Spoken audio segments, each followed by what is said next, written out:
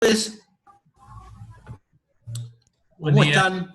Buenas tardes, profe. ¿Por qué buen día, Juan Manuel? Siempre Buenas dice tardes, buen día él. de costumbre. No, está bien, te podés referir al día en toda su extensión. No tiene por qué ser a la mañana. Estoy acostumbrado a cruzar la mañana, es por eso. Bueno, ¿cómo están? ¿Bien? Bien, todo Muy bien. bien. ¿Y usted? Todo tranquilo, todo tranquilo. Ok. Hay un par de preguntitas que me hicieron que durante el desarrollo de la clase las voy a ir aclarando. Una me recuerdo que es de Manuela y a otra no me acuerdo de quién más. Pero como les dije en el mail, en la clase la vamos charlando para aclararle las dudas. Yo Por le quería parte de usted, preguntar, buenas tardes. dime. Hola. Está silenciada. Hola. Acá estoy. Volví. Sí, decime. Respecto a la división de los grupos que vamos a tener en el examen, si ya se sabe cuándo la van a decir o cómo va a ser. A ver, ya un poco tenemos los medios para que sean las videoconferencias confirmados. Yo supongo que a más tardar la semana que viene se van a establecer los grupos. En principio, te diría, la Comisión 1 va a trabajar solo de mañana. Aproximadamente va a arrancar a las 8:30 horas y estaría terminando antes de las 14. Y se van a formar dos grupos. La Comisión 2 va a arrancar a la mañana con el doctor Verdi y por la tarde con las dos colegas que hay, Giovanello y Villegas. Y la Comisión 3 también va a arrancar a la mañana, cerca de las 9:30, 10, con una comisión, y cerca de las 14, 15 horas va a arrancar con la otra parte. Pero respondiéndote concretamente, no tengo el listado o el detalle pormenorizado de qué letras va en una mesa y qué letras va en otra mesa, pero sí los horarios. Creo que la semana que viene cada comisión va a anunciar cómo va a ser la modalidad del otro lunes, en esos horarios. Bárbaro. Y es por el otro sistema, no es por Zoom. No, va a ser tipo videoconferencia. Ok. Creo que ahí vamos a tener el Webex, Sí. de manera de que ahí nos vamos a ver y todo va a ser en alguna medida oral, no Claro. escrito. Sí. ¿Está? Perfecto, gracias, doctor. No, por favor, Vané. ¿Alguna otra de aspectos generales? Más allá que si tienen alguna, las vamos viendo al final. No. ¿Arrancamos entonces? Estamos en la bolilla 14, siempre estamos hablando de los recursos, y ya a esta altura del partido creo que el concepto está recontra conocido, recontra estudiado. Recuerden que no solo le he subido 3 PowerPoint, sino que a su vez hay un trabajo en el cual detalla, yo le diría de una forma bastante minuciosa, con una introducción, el tema de recursos.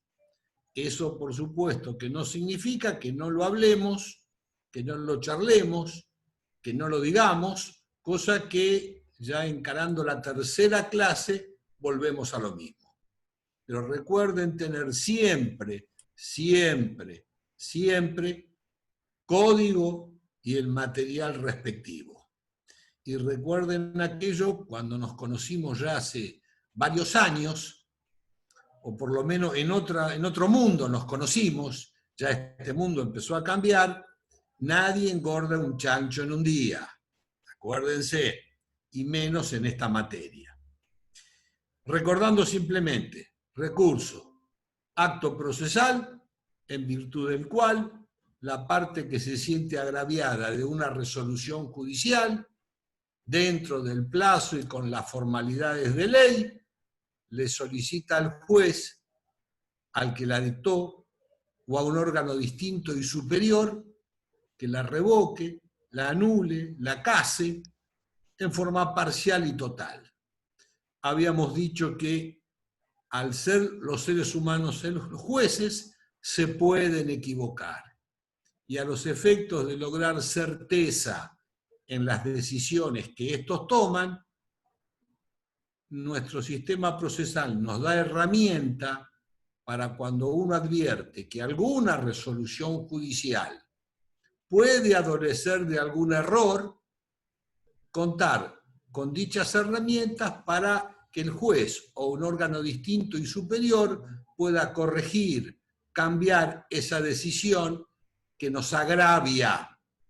Recuerden como un elemento fundamental, para que yo pueda interponer un recurso, me tiene que agraviar la resolución. Si el juez me da el 100% de lo que yo quiero, no tengo posibilidades de interponer un recurso, porque esa resolución no me está causando daño. Esto lo habíamos desarrollado en la primera parte. Ya en la segunda parte habíamos entrado a analizar bastante lo que llamamos recursos ordinarios. Y un poco acá usamos la pantalla, donde en un primer momento habíamos hablado y les había descrito, enumerado cuáles son los recursos ordinarios para luego pasar a los extraordinarios. Y los recursos ordinarios los habíamos visto, acá están, son de 5 tipos en principio.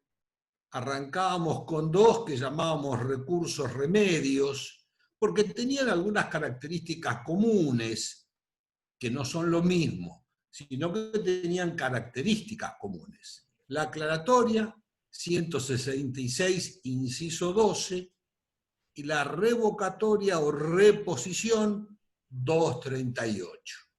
Doctor, ¿le puedo hacer una pregunta sobre eso? Dale. Estuve viendo que que en realidad la terminología que da una parte de la doctrina es que los remedios es la especie y que el recurso es el género. ¿Está bien esa distinción? Perfecto, perfecto. Sí, señor.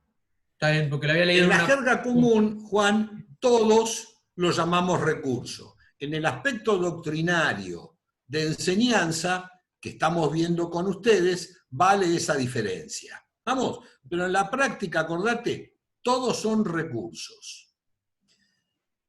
Habíamos dejado de ver uno que está en el tercer orden, que sería el recurso de revocatoria con apelación en subsidio, para pasar a ver el de apelación.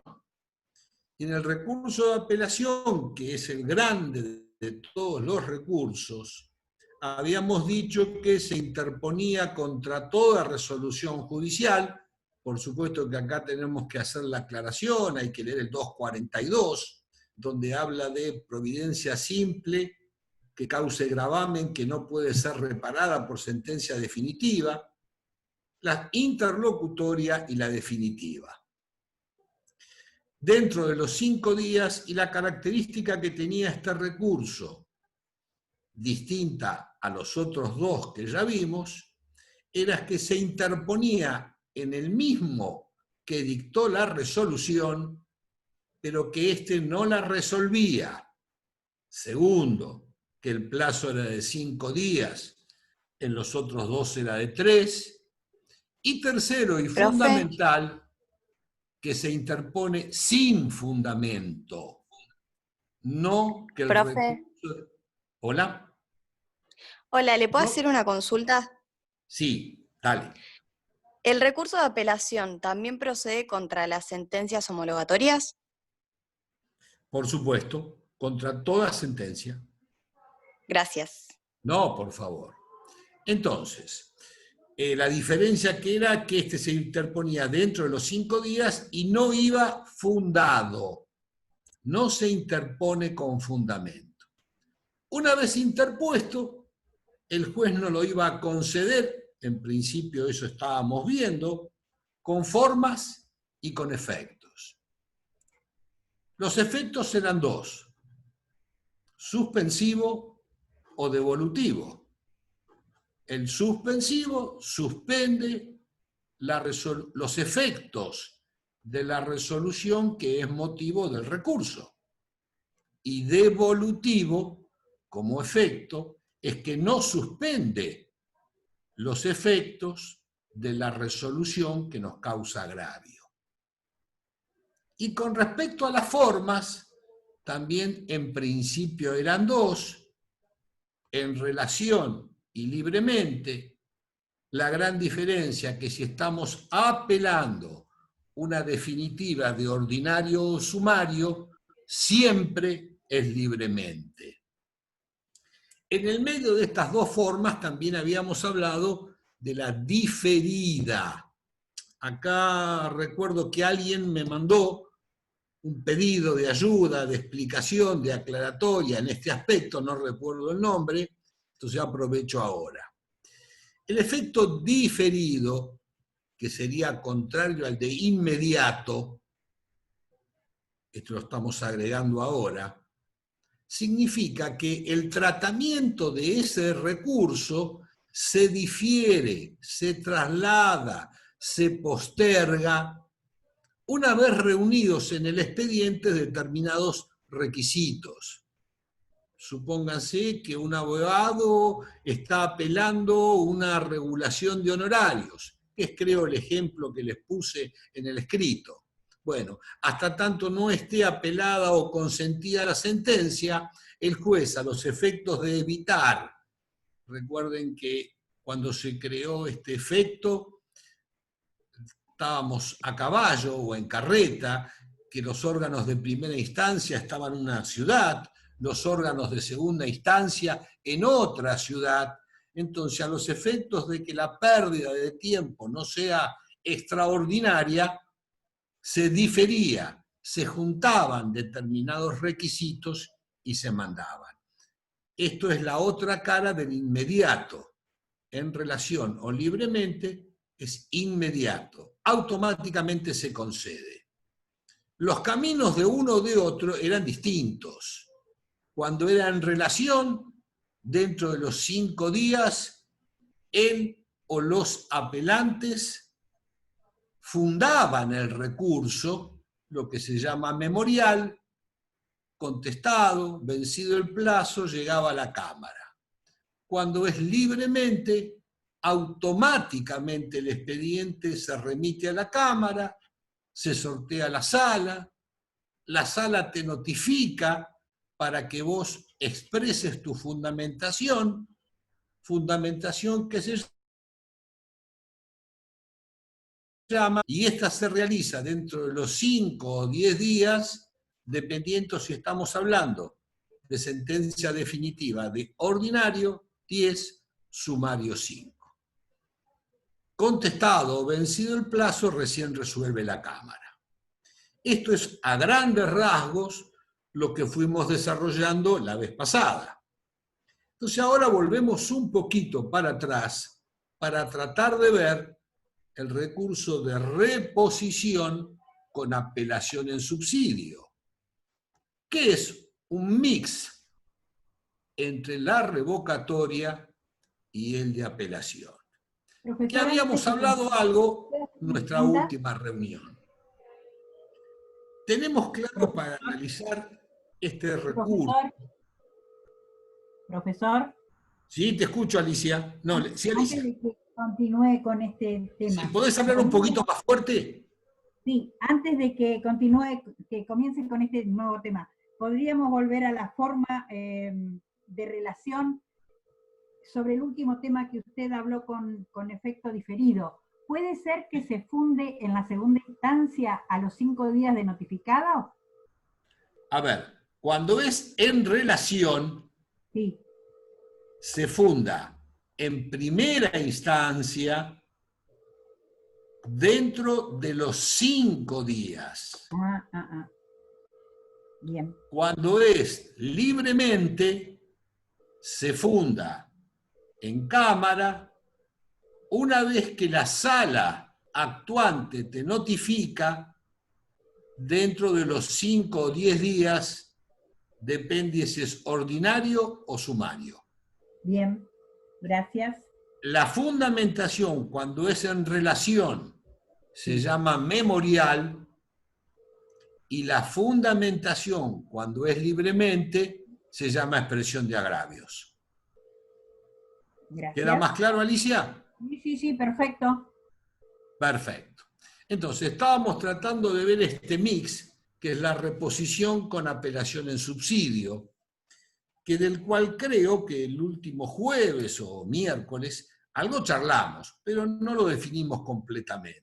Este cuadro, un poco que ustedes están viendo, recuerden que es como una ayuda a memoria, que siempre les voy facilitando, que por supuesto esto es lo que hago cuando estoy en clase. Voy escribiendo todo esto para ayudarlos.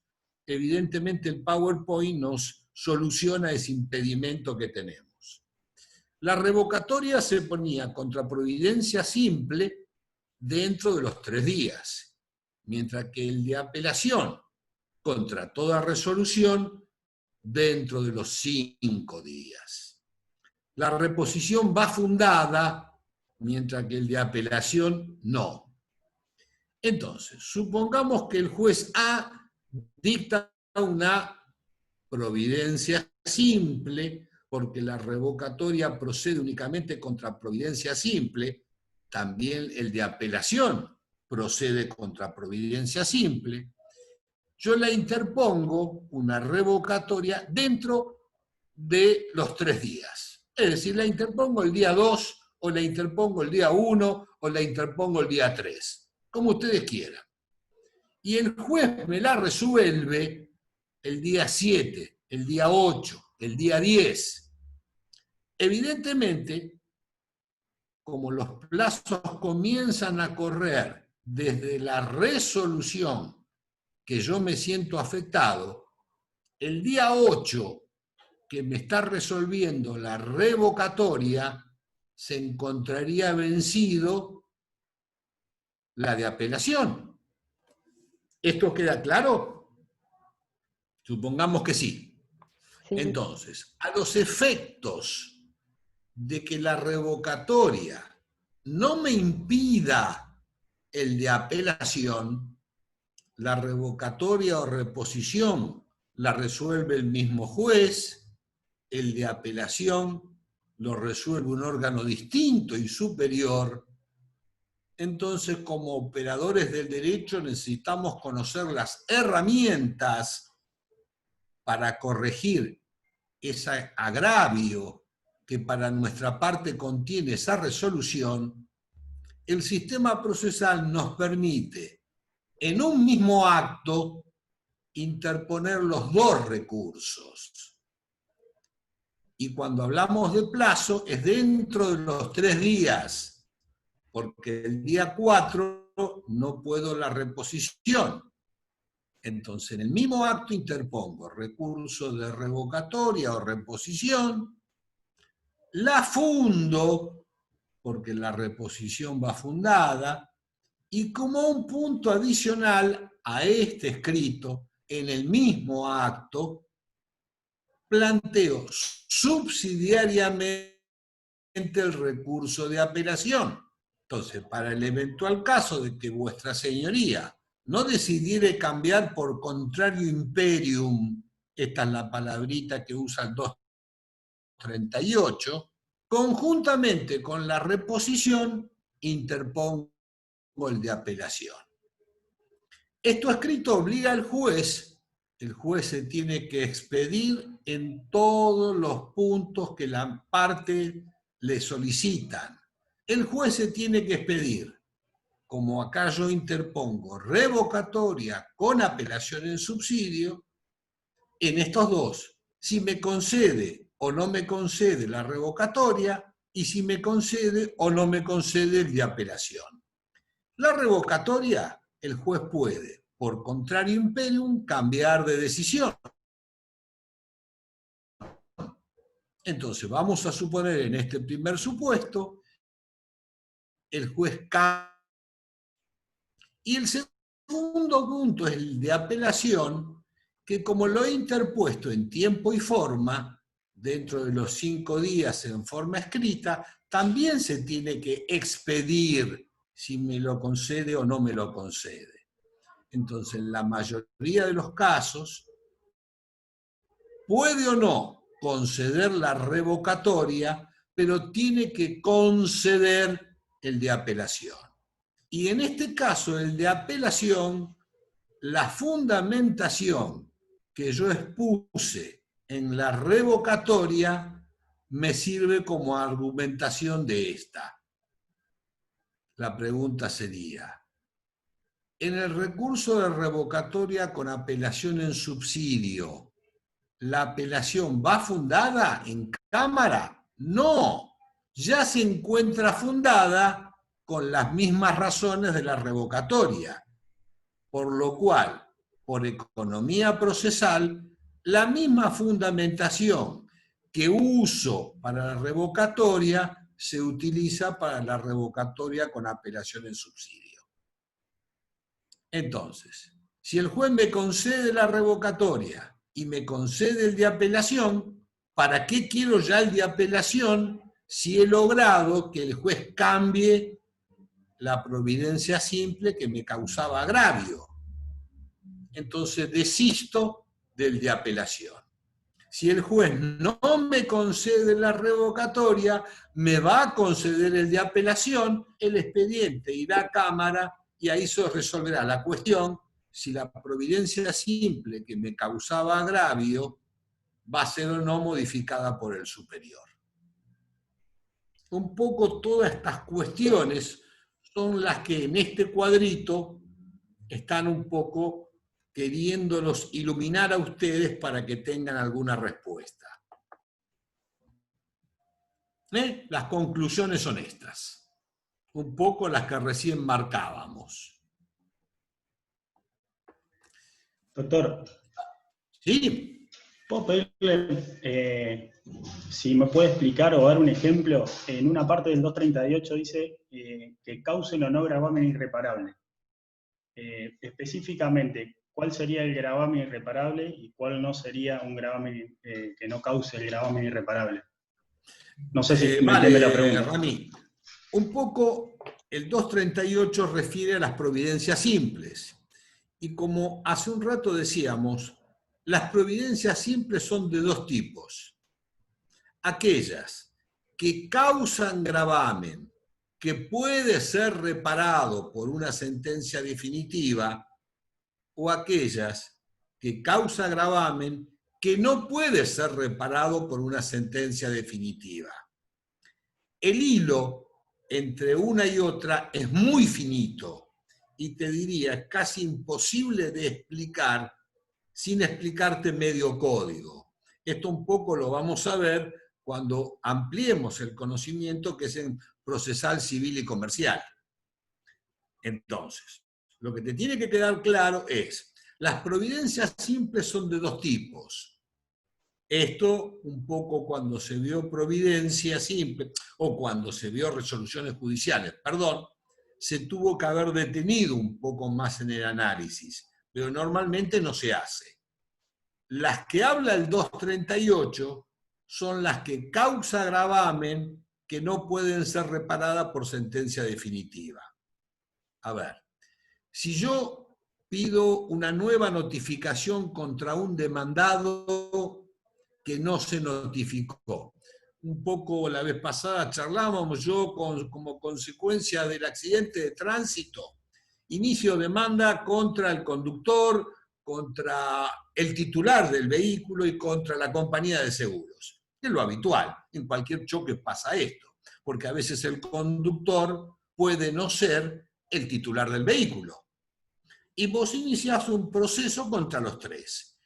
Haces la cédula y vamos a suponer que la cédula dirigida al conductor o la cédula dirigida al titular del automotor vuelva sin diligenciar. En ese caso vos decís, señor juez, habiendo devuelta la cédula sin notificar a Carlitos, vengo a solicitar que por los mismos fines y efectos se libre una nueva cédula de notificación, donde no está notificado. Y si no está notificado, no contesta demanda. Y si no contesta demanda, no se traba la litis. Y si no se traba la litis, nunca puede haber una sentencia condenatoria con aquel que no fue notificado ni se le dio derecho a su legítima defensa. ¿Está esta cadena de ideas? Sí. ¿Sí, Rami? Vale. Entonces, El juez me dice que no a ese pedido de cédula. Estamos frente a una providencia simple. Yo le digo, deme una cédula, y el juez me dice, no al lugar la cédula. Recordad que cuando hablábamos de providencia simple decíamos, es aquella de mero trámite, que solo sirve para impulsar el proceso y cuyos requisitos son lugar y fecha, escrita y firma del juez, las que no resuelven nada. Entonces esta providencia simple que no me da una cédula para notificar a Carlitos, me causa gravamen irreparable que no puede ser reparado por sentencia, porque si no notifico a Carlitos no se traba la litis. Entonces, la sentencia nunca va a condenar a Carlitos porque se violó la legítima defensa. Es más, del principio de contradicción, no fue notificado. Entonces, las providencias simples se dividen en dos. Las que causan gravamen, que pueda ser reparado por una sentencia definitiva, y las que causan gravamen que no pueda ser reparado por una sentencia definitiva. Y las que son apelables en este sentido son las que no pueden ser reparadas.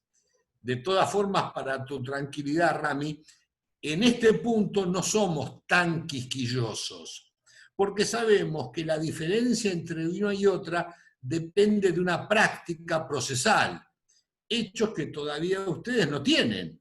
Ustedes podrán tener el estudio, saberlo definir, pero evidentemente ser puntillosos cuándo es una y cuándo es otra es una tarea que todavía es imposible, para tu tranquilidad. Con que sepas que existen las dos, suficiente para el punto que estamos tratando. Y espero que, no sé, la explicación que yo te di te puede haber ayudado, iluminado, para tenerlo un poquito más claro. ¿Vale? Entonces, seguimos. Estas son las conclusiones de la apelación, como dijimos, en subsidio. Después empezamos a ver el recurso de apelación, ya un poco lo tratamos, ya lo hablamos. Las formas con que se concede el recurso, también lo vimos, lo acabamos de reiterar. En relación libremente, qué significa una cosa. Por supuesto que todos estos cuadros están en el campus, así que no agregamos nada acá, simplemente lo estamos recordando. Los efectos. Y por último llegamos a este recurso que no habíamos visto hasta ahora. El quinto de los ordinarios. Recurso de queja por apelación denegada. Es bueno que ustedes aprendan, memoricen, sepan los nombres de los recursos. Porque ya, si yo tengo claro el nombre, puedo llegar luego a razonar su contenido. Por supuesto que si no lo estudié, de nada me sirve. Pero, por ejemplo, recurso de queja. ¿Por qué te quejas? Por apelación denegada. Nosotros dijimos que todas las resoluciones que menciona el 242, uno puede interponer recurso de apelación dentro de los 5 días, escrita, sin fundamento. Y vamos a suponer que yo interpongo en estas condiciones y reiterando la falibilidad humana, es decir, el juez se puede equivocar, y por supuesto que se puede equivocar. Entonces yo interpongo este escrito de apelación y la resolución judicial me deniega el recurso de apelación. Y como en algún momento habíamos dicho, habíamos quitado la fuerza como elemento de persuasión dentro del proceso. Es decir, no es que puedo ir al juez con un revólver en la cabeza y decirle, flaco, te equivocaste, ¿cómo no me diste tal recurso? La fuerza la habíamos erradicado del proceso, de ahí que el sistema procesal nos da herramientas. Y cuando el juez erróneamente no me concede el recurso de apelación, yo no estoy diciendo, no me lo resuelve, no me lo concede.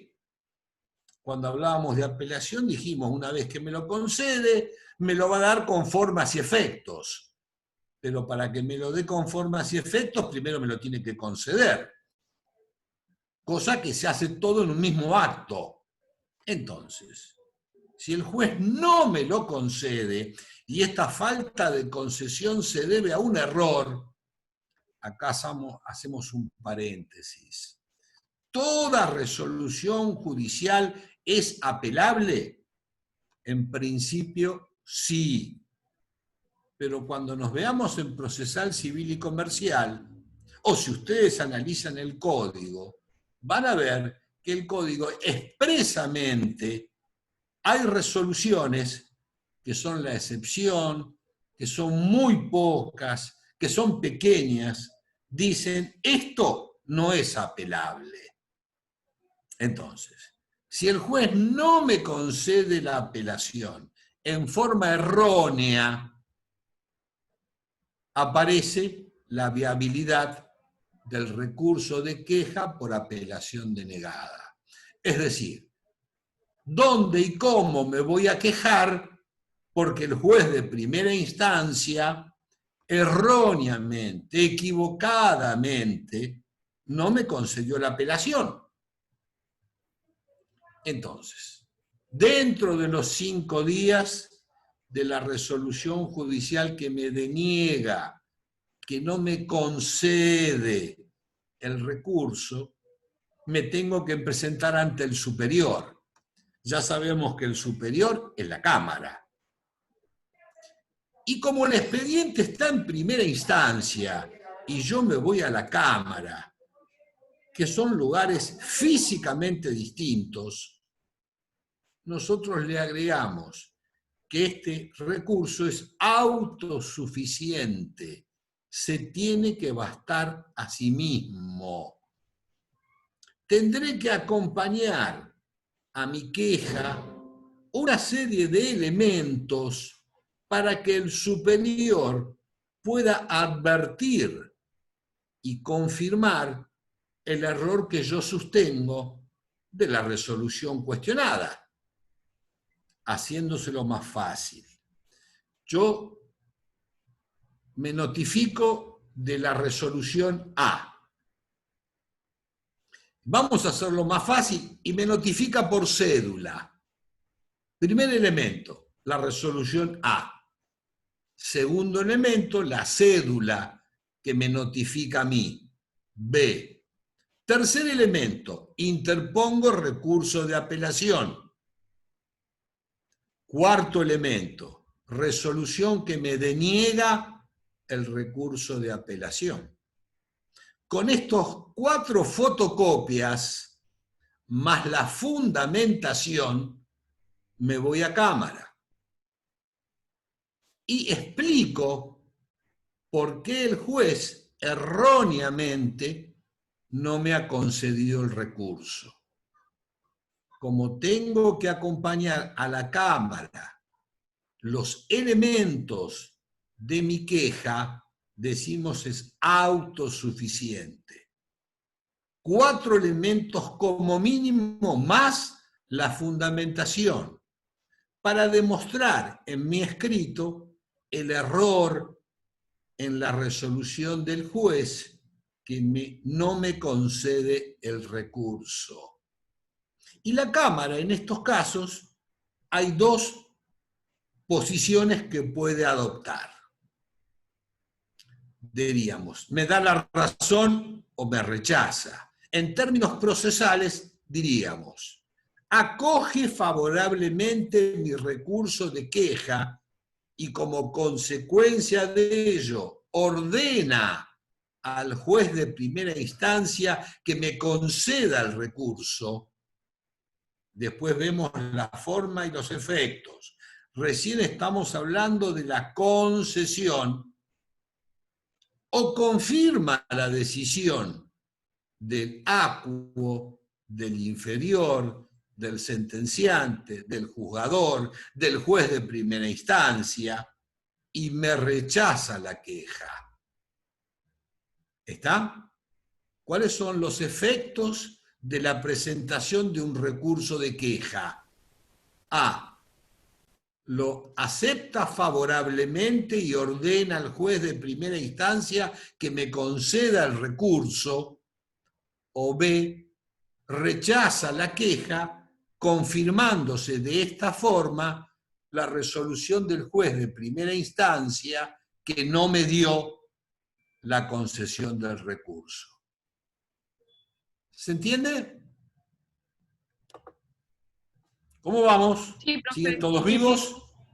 Perfecto. Perfecto. Perfecto. El último sería por apelación denegada. No te escuché, Juan. El último sería por apelación denegada.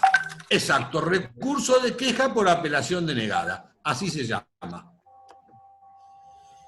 Por eso le consultaba, bueno, había dicho el nombre, le quería saber que no estaba equivocado en el razonamiento. No, para nada, para nada. Por eso un poco decíamos hace un rato qué importante que es que ustedes sepan los nombres de los recursos más allá de la presentación.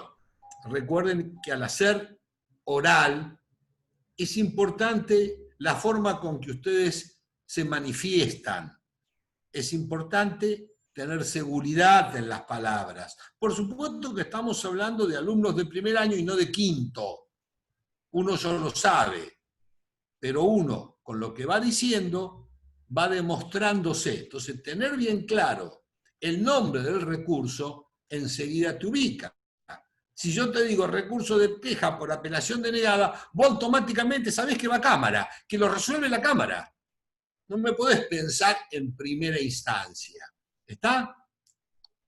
Bueno, con esto un poco estamos terminando los ordinarios. Es decir, estamos en cámara, por decirlo de alguna forma. Todos los recursos terminan en cámara. Pero ya sabemos, recordando la bolilla 3, que existen órganos distintos y superiores a la Cámara. Y en base al concepto que ya manejemos de recurso, cuando yo entiendo que una resolución de Cámara o tribunal de única instancia, única o última instancia, me agravia, tengo un órgano distinto y superior que va a controlar esas decisiones. Entonces estamos hablando del recurso que se interpone ante una Cámara o tribunal de última o tribunal de única instancia, por ejemplo en materia laboral, y que va a ser resuelto por un órgano distinto y superior, que en principio ya sabemos que es la Suprema Corte de Justicia de la provincia de Buenos Aires. Entonces, como cuando arrancamos recursos dijimos 162, inciso segundo, y a partir del 238 hasta el 300 y moneda, ya ahora arrancamos del 278, que comienza en el Código el tratamiento de los recursos extraordinarios. En este ayuda a memoria, entonces les planteo, artículo 278 al 303, se presentan en Cámara, lo resuelve la Suprema, y en este caso, como son recursos extraordinarios, no van a revisar los errores improcedendo o injudicando, que es tarea de órganos inferiores, errores en el procedimiento o en la apreciación del derecho, sino cuando ya ponemos recursos extraordinarios, lo que va a controlar estos órganos superiores, tanto sean de provincia como la nación, es si la sentencia viola, se adecúa a normativas legales, ya sea de la Constitución o determinadas leyes. No va a ver si el juez apreció o no bien los hechos. Los recursos extraordinarios tienden a la supremacía de los derechos. Por supuesto que tienen un trabajo de recursos, ya subido en la página, donde un poco desarrollo entre ordinarios y extraordinarios, con una serie de doctrina, para que ustedes lo tengan claro. Arrancamos. Entonces, recursos extraordinarios en la provincia de Buenos Aires hay 3. El de inaplicabilidad, el de nulidad y el de inconstitucionalidad. En la Nación hay el recurso de nulidad, pero recuerden que en la provincia la nulidad ordinaria no existe. Está dentro del de apelación. Aclaración que les hice en el trabajo. El único recurso de nulidad es el extraordinario. No hay en la provincia recurso de nulidad ordinario. Estos recursos, estos 3, tienen requisitos comunes y requisitos propios. Vamos a hablar de los comunes y a medida que vamos avanzando en cada uno de ellos, vamos detallando los propios. De los comunes son 7 que tienen comunes. Primero, únicamente se puede interponer el recurso extraordinario contra sentencia definitiva. Habíamos hablado, providencia, homologatoria, sentencia homologatoria, no. El recurso extraordinario únicamente procede contra sentencia definitiva. Volvemos. De Cámara de Apelaciones, de Tribunal de única o última instancia. Por supuesto que se interponen por escrito, y acá hay una limitación de acuerdo a una acordada que nos da la Suprema y la Corte, que no puede ser superior a 50 fojas. No importa, es por escrito. Es decir, hay recursos donde uno copiando y pegando llega a 500 hojas si quiere. Bueno, en razón de ello, la Suprema lo limitó y dijo, bueno, con 50 hojas tenés suficiente para explicarme todo. Lo importante en este punto se interpone por escrito. Dentro de los 10 días de que he sido notificado, ¿dónde? En la Cámara. Una cosa es donde se interpone y otra cosa es quién lo resuelve. Recuerden, porque estos pueden ser preguntas que les podemos hacer. ¿Dónde se interpone una revocatoria con apelación en subsidio? En primera instancia. ¿Quién resuelve la apelación en subsidio? La Cámara. ¿Dónde se interpone un recurso extraordinario? Ante la Cámara. ¿Quién lo resuelve? La Suprema Corte de Justicia. Tiene que ir fundado. Fundado. Tiene que ser, y sumado al otro requisito, autosuficiente. Es decir, yo tengo que desarrollar en el recurso todos los daños y todas las explicaciones que yo creo pertinentes sin necesidad de que la Suprema tenga que leer el expediente. Por supuesto que la Suprema lo va a leer, pero la característica de autosuficiente, como cuando vimos el recurso de queja por apelación denegada, más allá que la Cámara en el de queja puede pedir el expediente, si con los 5 elementos que yo le acompañé no son suficientes, lo puede pedir, pero no es que lo debe pedir. Entonces volvemos al extraordinario. Tiene que ser un recurso autosuficiente y debidamente fundado. Tenemos que constituir, porque el tribunal tiene su sede en la ciudad de La Plata, domicilio legal o procesal en la ciudad de La Plata. Y tenemos que acompañar tantas copias del recurso, por supuesto que ahora este requisito y pensando todo en la parte electrónica, no es necesario. Pero estamos hablando de lo que hasta ahora sostiene el código. Tantas copias como partes. En un proceso, si bien sabemos la bilateralidad de las partes, eso no implica que en cada parte haya más de una persona. Entonces, si yo soy la actora que interpongo el recurso y la parte demandada está compuesta por 5 personas, ya sea físicas o jurídicas, tendré que acompañar 5 copias. Y ya sabemos el efecto de la copia, ¿para qué es? Para que cada una de las personas se anoticie de lo que yo expongo y después se pueda defender. ¿Están más o menos estos requisitos? Vuelvo. Estos son requisitos comunes. Dijimos que los recursos extraordinarios son 3.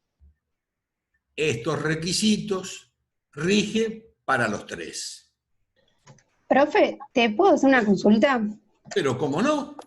Con respecto al domicilio que hay que establecer en La Plata, ¿tiene que ser el domicilio del abogado? Por supuesto. El domicilio legal es siempre el abogado. Vamos a suponer, yo soy un abogado de Mar del Plata, interpongo un recurso extraordinario. Tendré que constituir domicilio en un colega o en el colegio de abogados. Hay casillas, pero tiene que ser dentro de la jurisdicción, yo te diría dentro de la competencia territorial del órgano, dentro de la ciudad de La Plata. ¿Vale? Lo entendí, gracias. Entonces, empecemos con el primero. El recurso de inaplicabilidad, su nombre completo es recurso de inaplicabilidad de ley y o doctrina legal. Entonces, en este pequeño cuadrito está la clave de cuándo procede este recurso. Recuerden que lo que estoy atacando, de lo que me estoy agraviando, es de la sentencia definitiva, no de cualquier resolución judicial. Eso está claro, porque el extraordinario únicamente procede con sentencia definitiva. Entonces, cuando la sentencia definitiva haga qué cosa, yo puedo interponer este recurso. Y en este cuadro está la clave.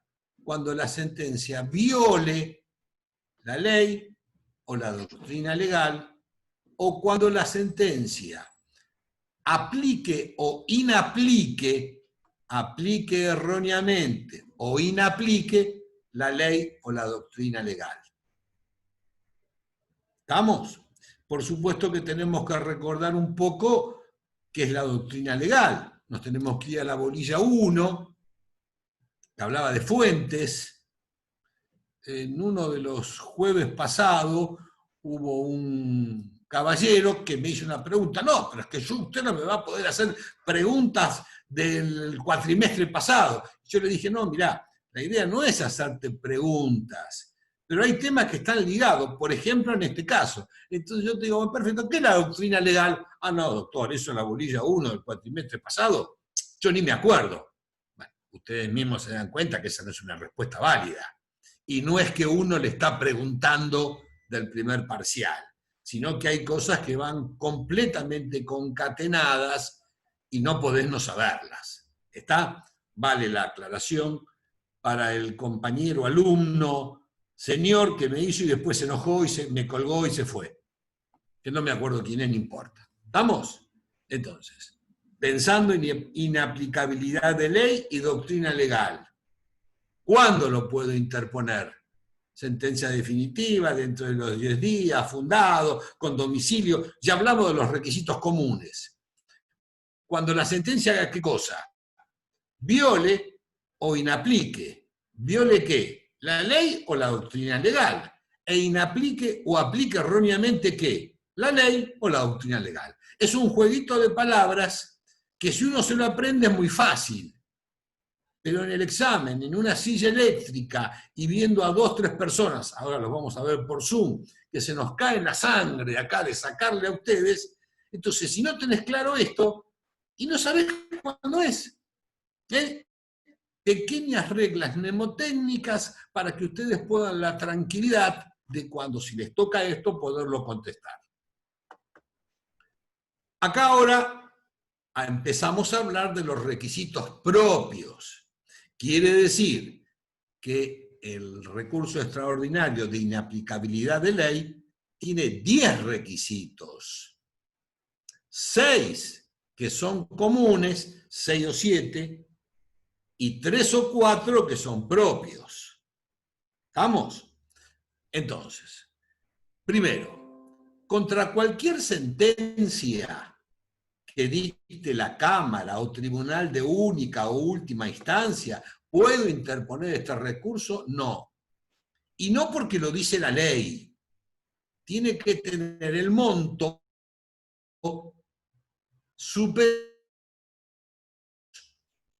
Cuando vimos honorarios, o cuando supimos de honorarios, sabemos que el ius es la unidad arancelaria, como si diríamos el galeno en sentido médico.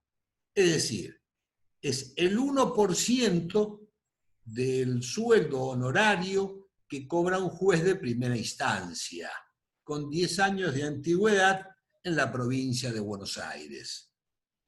A esa unidad arancelaria la llamamos ius, que se aplica en muchas partes del código, que es una forma de mantener constantemente actualizado un monto. Entonces, hoy ya sabemos que los honorarios de los abogados, si bien tienen un monto específico, se agregan a su equivalente en ius. Entonces el juez va a decir, por este asunto te corresponde a hoy, por decir cualquier número, 50 pesos o 5 ius. Entonces, como el ius se actualiza cada vez que se actualiza el sueldo de un juez, sabemos que 5 ius van a ser siempre un monto X y no un monto fijo. Volviendo a esto. Entonces, para que la sentencia pueda ser motivo de este recurso, hay un requisito económico, que sea superior a 500 ius. Yo multiplico 500 ius, hoy está 1870, si no creo equivocarme, el valor del ius, y me va a dar X monto. Si la sentencia supera ese monto, podré interponer este tipo de recurso. Y si no supera, no puedo. ¿Por qué? Porque lo dice la ley. Segundo requisito. Si supera este monto y puedo interponer el recurso, tengo que hacer un depósito. ¿Por qué? Porque lo dice la ley. Y cuando hablamos de la ley en particular estamos hablando de nuestro código, ¿no? Que establece un depósito que es el 10% del monto del proceso con un máximo y con un mínimo. El mínimo es de 100, el máximo es de 500 ius. A ver, un proceso de 10 millones de pesos, entonces va a tener que yo voy a depositar a nombre de la Suprema Corte en el Banco Provincia de Buenos Aires el equivalente al 10%, a 1 millón de pesos. Con esta limitación, que si el millón de pesos supera los 500 ius, se va a alcanzar 500 ius. Este es un depósito que si el recurso me es favorable, me lo devuelven. Si el recurso me es rechazado, se lo queda el Poder Judicial. ¿Estamos?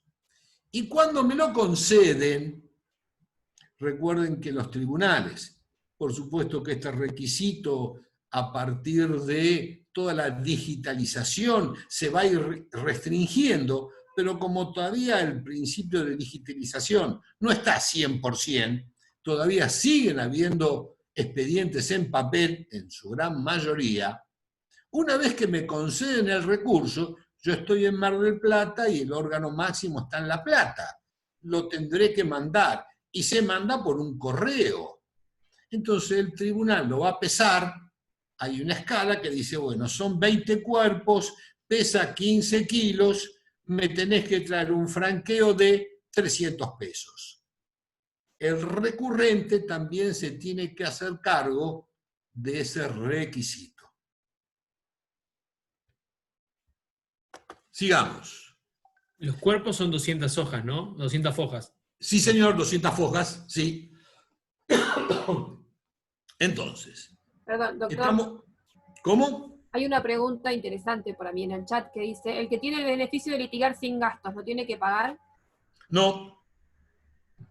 No. Justamente la parte que está eximida, no solo el que tiene, sino si el que apela es el defensor oficial. ¿Está? Estaría eximida. Justamente, y ahí volvemos a lo que charlamos, a veces la importancia del beneficio.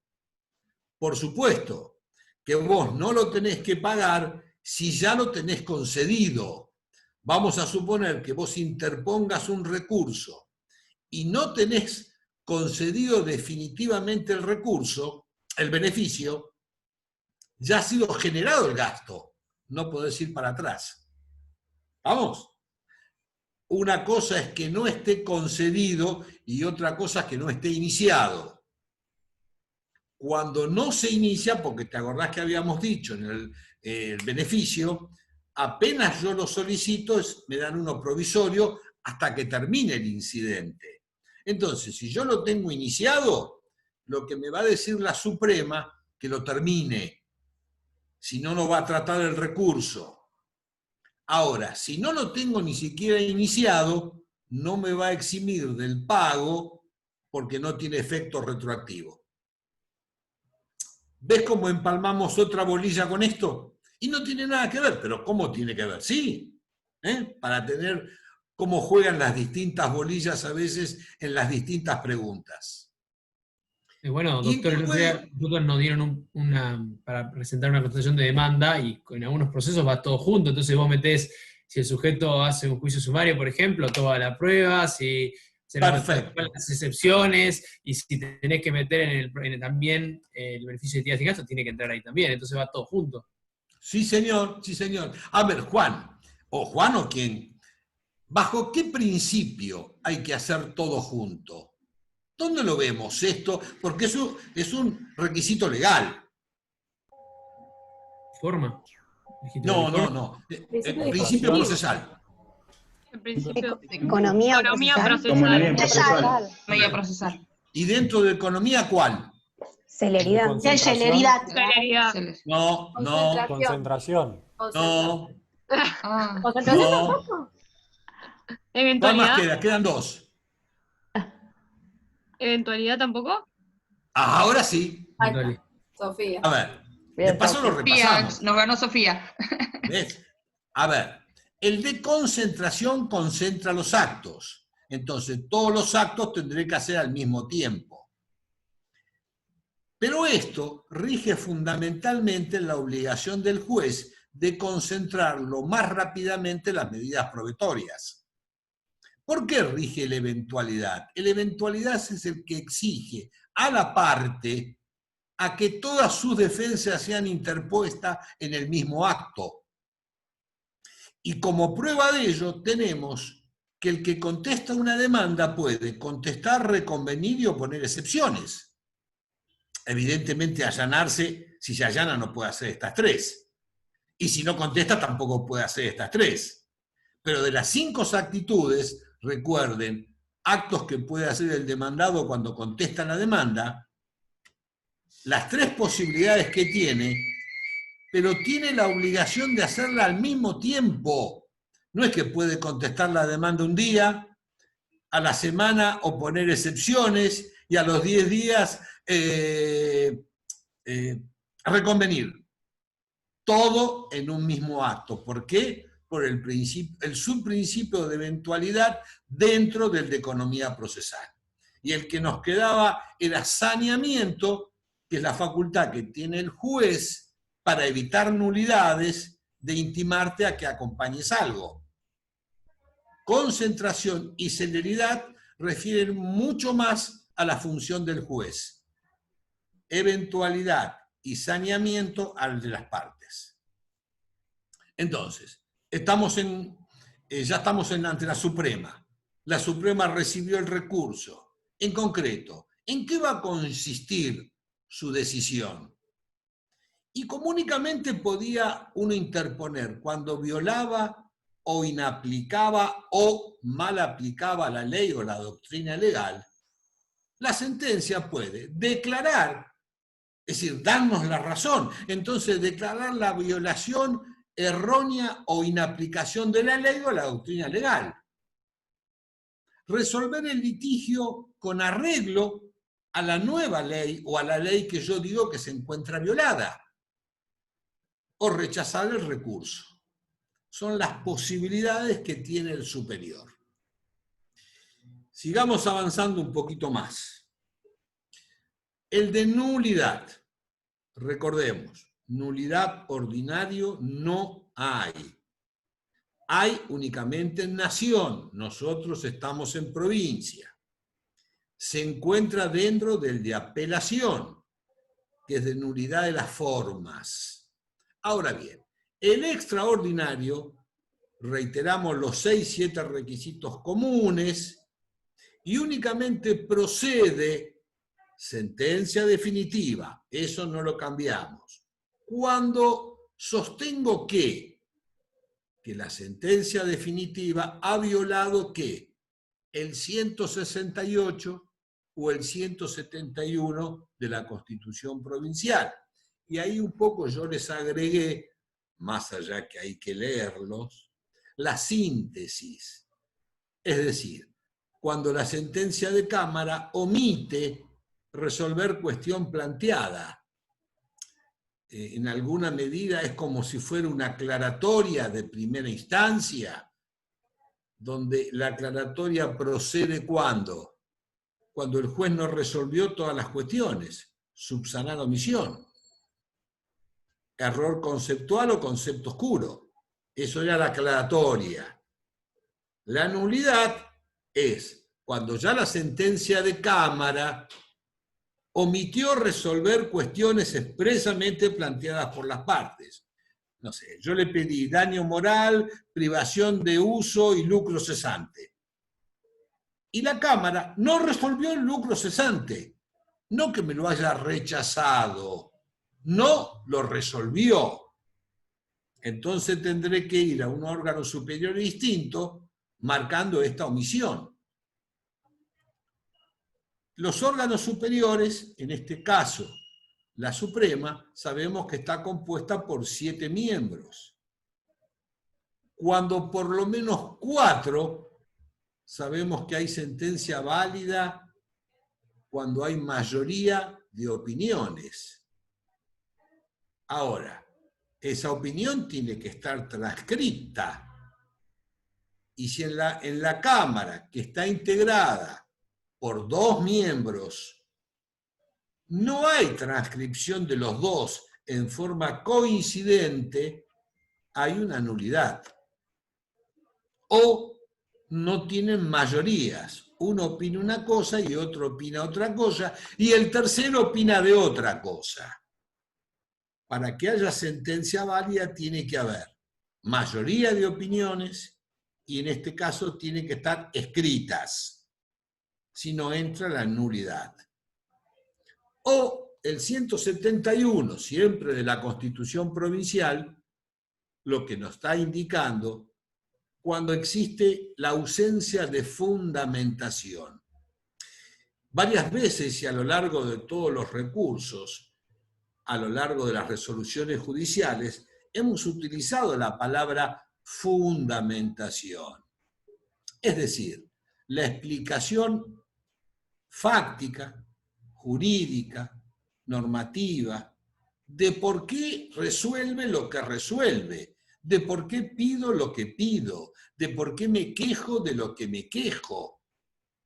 Cuando una resolución judicial o cuando una petición no tiene fundamento, es infundada, es nula.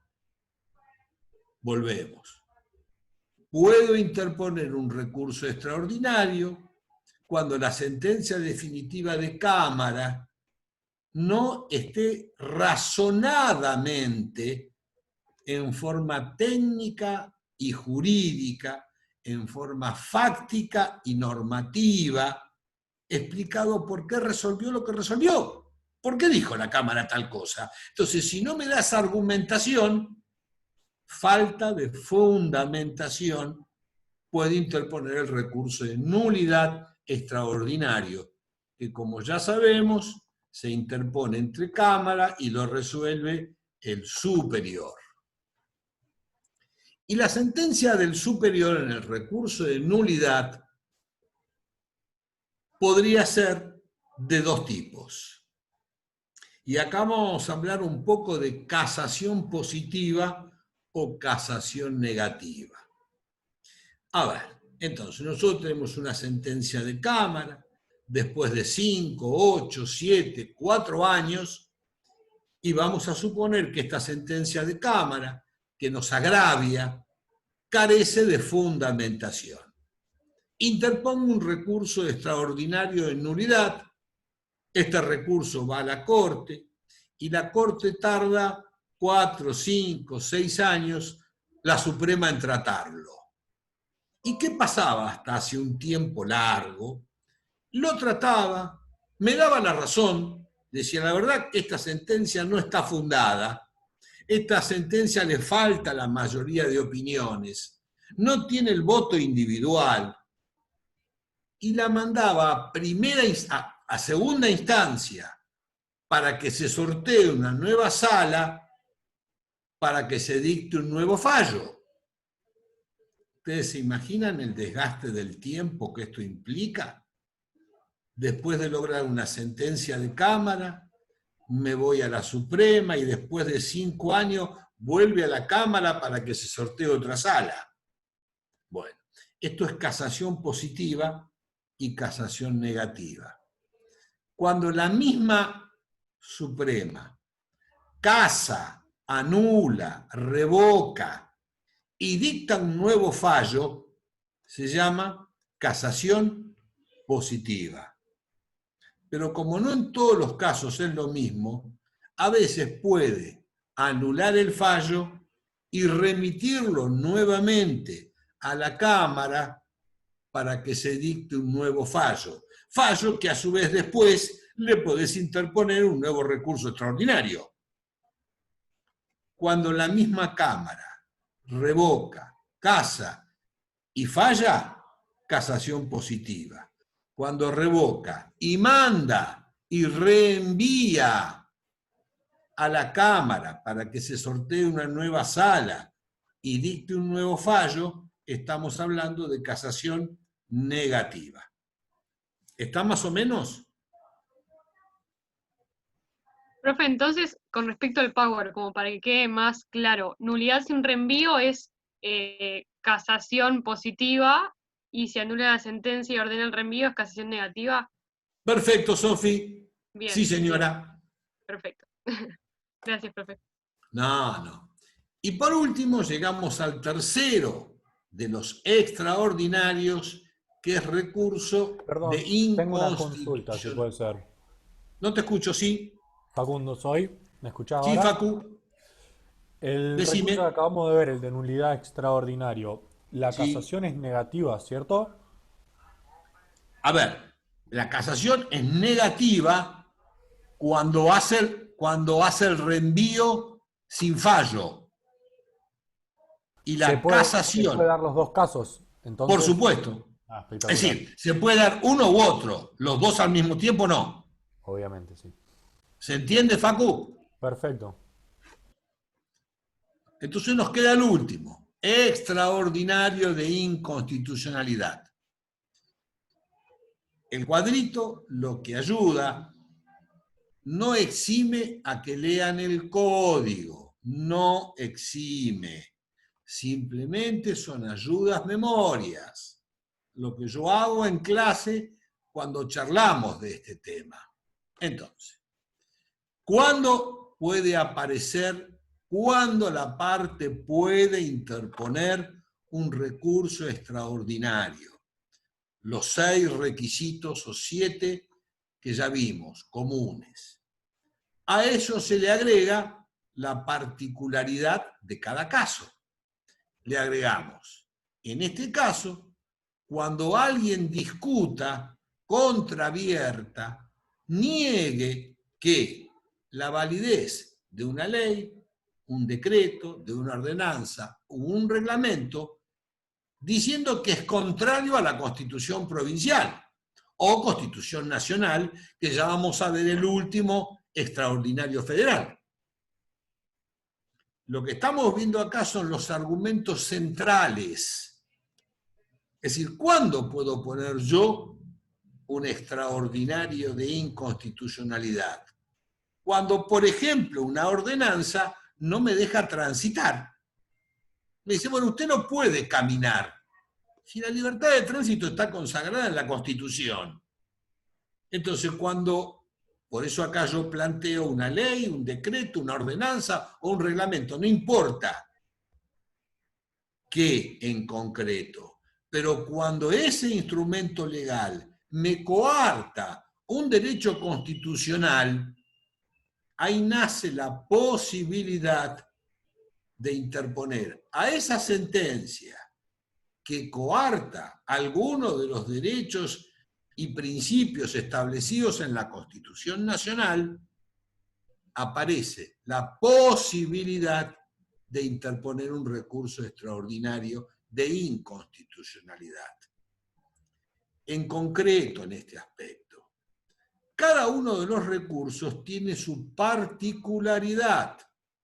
Entonces, si hablamos de inaplicabilidad, estamos hablando cuando viole o no aplica una doctrina o una ley.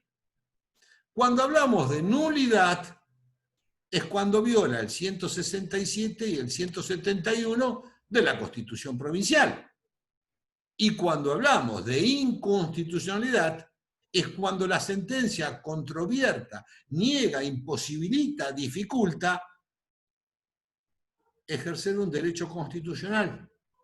Porque cada uno tiene su campo de acción. Y ahí yo tendré que centrarme en mi fundamentación.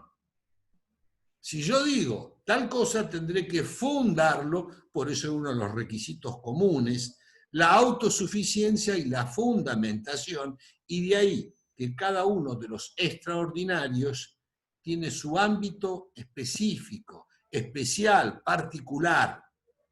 Todos parten de una sentencia definitiva, porque no le podré poner un recurso extraordinario a una providencia simple, porque se tiene que agotar la vía recursiva. Y de ahí siempre decimos, partimos ¿de dónde? De una sentencia definitiva de Cámara o tribunal de única o última instancia. Y después de este proceso que ya llevamos más de 10 años, y ahí tiene que ver con las incumbencias profesionales, y de ahí lo que yo a veces siempre digo, ustedes recién comienzan, o muchos de ustedes comienzan, pero ¿para qué se están preparando? ¿Saben escribir a máquina?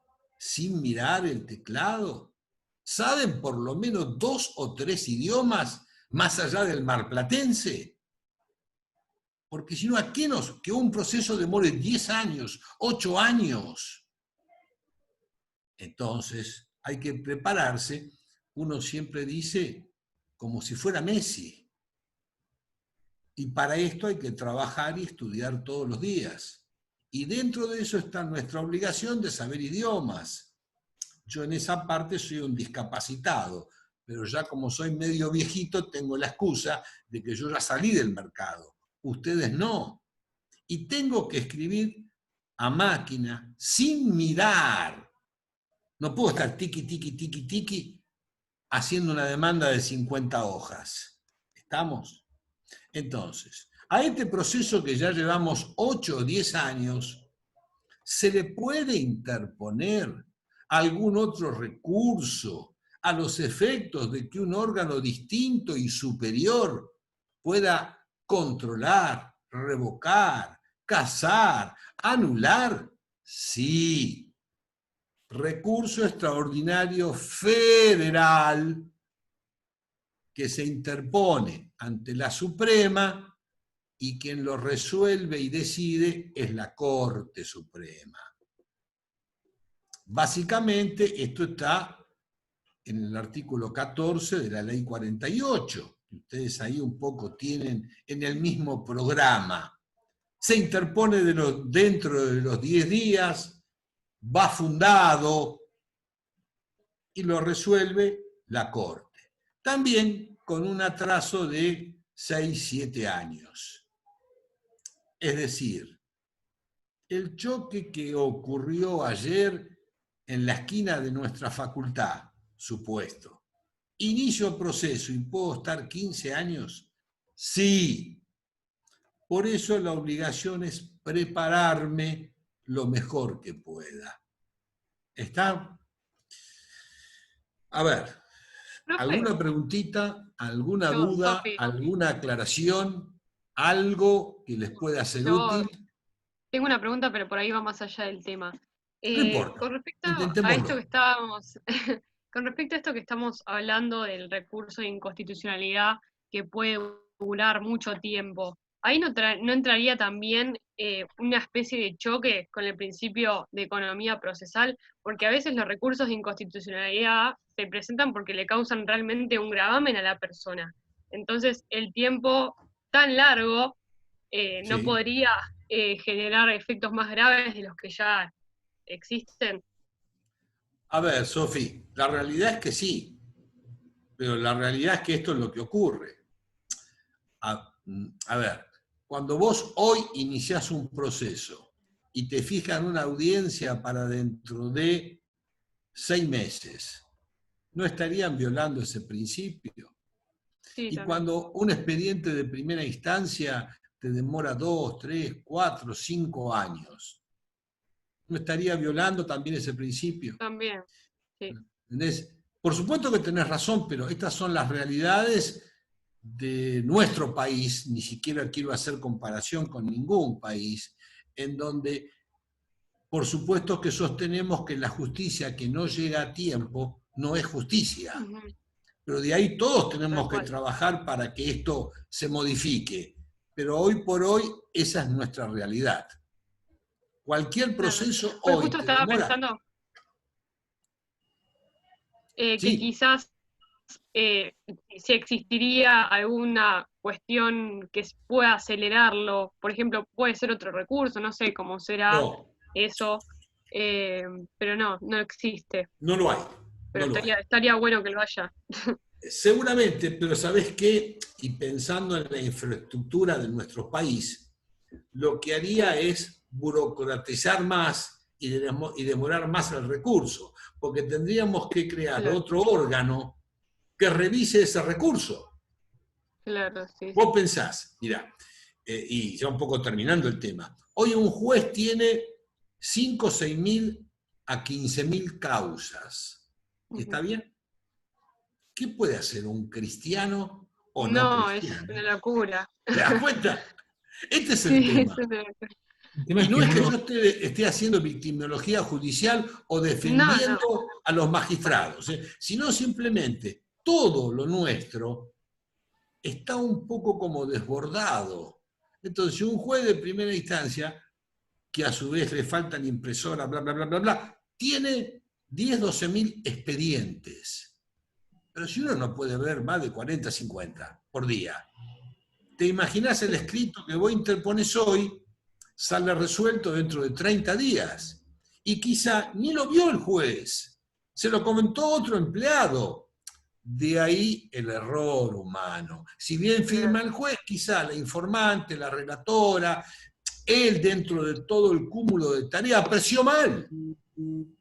Pero esta es nuestra realidad. Volvemos. De ahí que ustedes tienen que estudiar para ser Messi. sí, tal No cual. se olviden. ¿Alguna otra? Por encima uno le pone tanto esfuerzo Por supuesto. y tanta pasión y para que después por ahí no resulte en nada. No, no va a resultar. Vos quedate tranquila. Vos luchá para que resulte. Gracias. ¿Alguna Gracias. otra? Sí, al doctor. Sí. Rami. Adelante. Entonces teníamos el recurso de inconstitucionalidad extraordinario si es denegado, se le apela con el extraordinario federal. ¿Así era? ¿No? ¿O entendí mal? A ver, para el caso de que cualquiera de los recursos que vos extraordinarios que interpongas sea rechazado por el órgano supremo de la provincia, Suprema Corte, tenés una instancia superior. Acordate que si te lo dan favorablemente, no podrías ir a otro órgano porque va a carecer de agravio.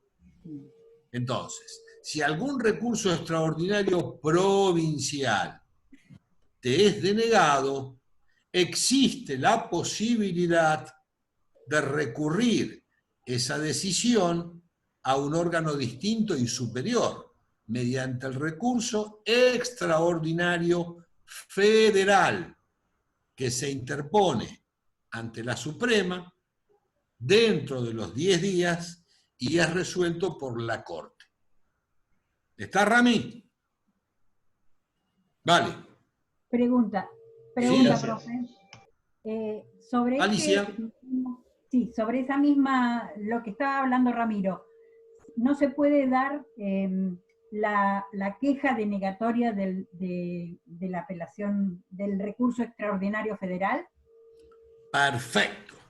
Es decir, lo primero, Alicia debe ser una de las pocas que empezó a leer el código. Yo siempre digo de que yo les doy la caña, los que pescan son ustedes. Y por supuesto que yo deliberadamente, y haciéndome un poco mala persona, no les he mencionado el recurso de queja extraordinario por apelación denegada. Simplemente hablamos del de queja ordinario. ¿Cómo es esto? Vamos a suponer que yo interpongo un recurso extraordinario. La realidad es que cuando uno interpone un recurso extraordinario, hay requisitos de admisibilidad y requisitos de fundabilidad. Es decir, cuando yo lo interpongo, lo primero que va a hacer la Cámara es ver si los 7, 8, 9 o 10 requisitos que hablamos están cumplidos. Si están cumplidos, esos requisitos se llaman de admisibilidad. La Cámara entra a estudiar si están dados los requisitos de fundabilidad y después concede o no concede el recurso extraordinario, que por supuesto cumpliendo siempre el principio de bilateralidad, una vez concedido y antes de ser enviado al superior, a la Corte, se corre traslado a la otra parte. Por eso hay que acompañar tantas copias. Que la otra parte tiene la carga procesal, como siempre dijimos, nunca es la carga pública de contestarlo, no. Pero bien, así como cuando dijimos que interponíamos recurso de apelación y partiendo de la falibilidad humana, el juez podría denegarlo, no dentro de las facultades o presibilidad que da el sistema, sino como un error. Entonces, frente a ese error, teníamos la posibilidad de, mediante la queja, recurso autosuficiente presentado en Cámara dentro de los 5 días, poder lograr rever la denegatoria del juez de primera instancia. Esto ya lo vimos. Usando las mismas palabras y el mismo concepto, si yo interpongo un recurso extraordinario y la Cámara me lo deniega por alguna razón que yo puedo considerar errónea, dentro de los 10 días también tengo el recurso de queja extraordinaria, que por supuesto se presenta en forma autosuficiente en la Suprema, y que por supuesto, como el anterior, no interrumpe los plazos. Se da el mismo dibujito que hicimos en queja ordinaria, en queja extraordinaria. tendré que acompañar los elementos que desvirtúen el motivo del rechazo que hace la Cámara de mi recurso extraordinario. Tanto en uno o en otros casos, la experiencia que me enseña, más allá de los requisitos que yo puntillosamente les indico, porque estamos en una etapa de estudio, yo fotocopio medio expediente. ¿Qué voy a acompañar? 4 copias nada más. Dentro del costo profesional no incide. No le pijoteo a las copias, porque como la Cámara o la Suprema van a leer mi recurso nada más, y como es autosuficiente, se van a basar en eso. ¿Pueden pedir el expediente? Sí, pero previamente van a analizar lo que yo acompañé. Y si lo que yo acompañé es insuficiente, perdí. Chao. Si lo que yo acompañé es suficiente, la Cámara, la Corte, puede pedir la remisión del expediente. Pero no sea que me lo rechacen por pijotero, porque quise ahorrar 2 copias.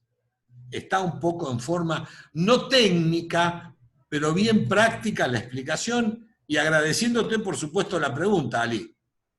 Gracias. ¿Alguna otra? Vamos, que los quiero desgastar un poquito más. Bueno, a ver, en principio terminamos. Yo supongo que el jueves que viene no nos vemos, salvo que en la semana salgan todos los medios gráficos, escritos y televisivos que quieren verme. Entonces, bueno, cederé a la presión de mi público y daré otra charla más. No. En serio. Fuera de chiste, doctor, la verdad que... Por eso, pero tienen que ser en todos los medios, ¿de acuerdo? Si no es en todos los medios, no aparezco.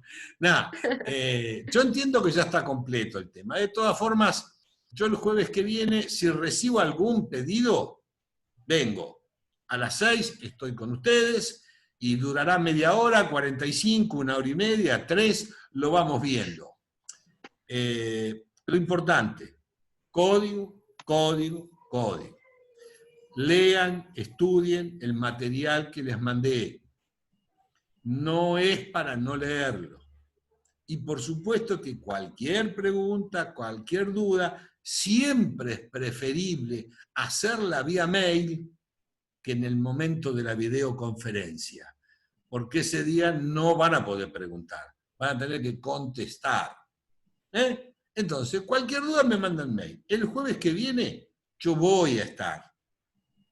Simplemente que la duración de la charla del jueves que viene depende de la necesidad de ustedes. Yo repetiré algunas cosas para cansarlos, pero la idea es que quizás sea un diálogo, que ustedes tengan preguntas. No tienen por qué ser exclusivamente de la materia o de las bolillas que yo doy. Pueden ser de otras. Algunas dudas que tengan, donde yo les pueda aportar mi punto de vista, sin con ello contrariar o contradecir lo que dice el doctor de la comisión tal. Porque como ustedes saben, los docentes tenemos libertad de cátedra y podemos opinar distinto. Es más, en muchos temas opinamos distinto y no por eso nos convierte en enemigos ni nada por el estilo. Los docentes de mi cátedra todos tienen opiniones y todas son valederas. A los efectos de ustedes tienen que estar respaldadas por una bibliografía. ¿Estamos? Pero lo que necesitan me encuentro a su disposición. Yo tengo una duda. ¿Estamos? Tengo una duda sobre, cuando llega a la Suprema Corte de la Provincia de Buenos Aires, habla de que el recurso, en los casos que pudiera proceder un recurso a instancia federal. Sí. ¿Requisitos a nivel pecuniario, o sea, de valor monetario, de cantidad que hay que aportar, siguen vigentes o ya no más? No, ya no hay más. Ya no hay más. Que antes era creo que equivalente a 10 millones o algo por el estilo, no me acuerdo, 1 millón, algo así, un valor que había visto yo en Constitucional, pero no me recuerdo. No, pero ya para el extraordinario federal, olvídate de los requisitos. O, mejor dicho, aplicar los requisitos comunes. No los requisitos impositivos, arancelarios, que vimos en el de inaplicabilidad de ley. Bien. ¿Te acordás que vimos requisitos comunes? Sí. Mantené esos. Perfecto. Solo era esa duda. Como para buscar algo que me generara curiosidad. Vale. Profe, pregunta. ¿te puedo hacer una Sí. consulta? Como gustes. Manuela, vos me habías hecho una pregunta escrita. Sí, era por el efecto diferido que no lo entendía en el recurso de apelación, ya me quedó claro. Perfecto. De todas formas, acordate, Manuela, que lo tenés un poco también clarificado en el trabajito que yo acompañé a los 3 PowerPoint, donde tenés ejemplos y todo. Pero fundamentalmente el diferido es en contrario al inmediato. Todos son inmediatos. La excepción es el diferido. Es decir, se difiere el reenvío, el tratamiento, hasta que se cumplan en el expediente algunas otras circunstancias a los efectos de no entorpecerlo o burocratizarlo más. Y esto se hace dentro de un periodo corto, no es que se esperan 2 años. Suponete dentro de los 15 días se manda. Claro. Te quería preguntar... Bueno, a ver, perdón. seguí, Manuela. Manuela, seguí vos. En caso de casación negativa, si anulan el fallo y lo remite a la Cámara, y la Cámara dicta un nuevo fallo, pero igualmente causa agravio, ¿puede volver a interponerse un recurso extraordinario? ¿Qué diría la doctora Vázquez? Supongo que sí. Por supuesto. Por supuesto, ¿y por qué no? Claro, si igualmente causa agravio, claro. Me causa agravio. Claro, el requisito es me causa agravio. Porque si no me causa agravio, no voy a interponer recurso. Y agravio es todo lo que yo pido y me dicen que no. Bueno, es un agravio. Muchas gracias. No, por favor, Manuela. Alicia, ¿vos me querías preguntar algo? Sí, es cortito lo mío. Dentro de los recursos ordinarios, cuando se habla en la revocatoria sobre revoque... ¡ay! Se me escapó, se me chispoteó.